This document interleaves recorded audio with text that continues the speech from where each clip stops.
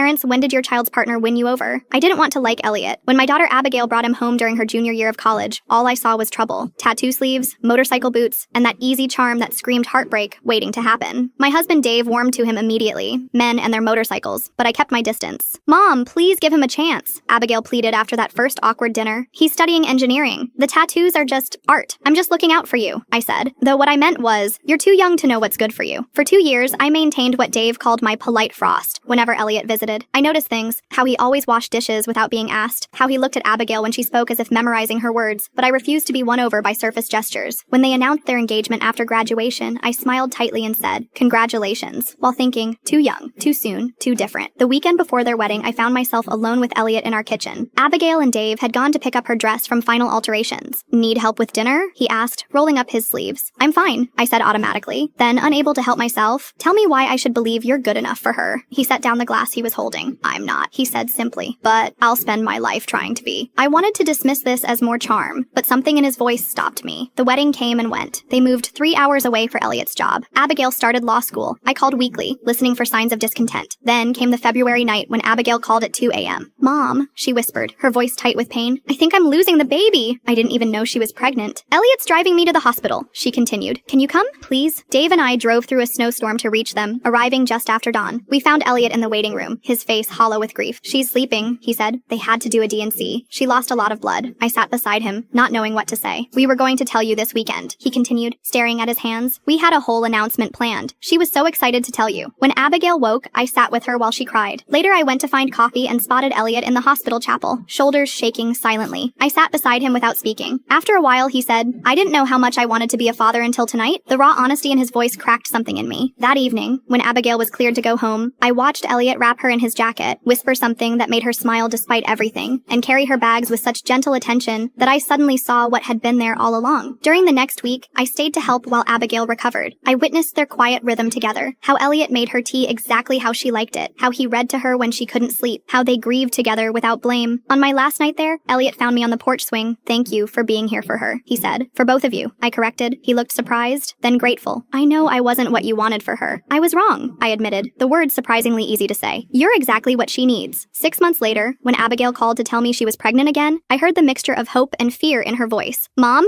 we're terrified, but Elliot says we can't let fear steal our joy. I thought about the man I'd finally seen clearly in that hospital. Not the tattooed boy I'd prejudged, but the husband who loved my daughter with a depth that matched my own. He's right, I told her, and this time, we'll all be ready.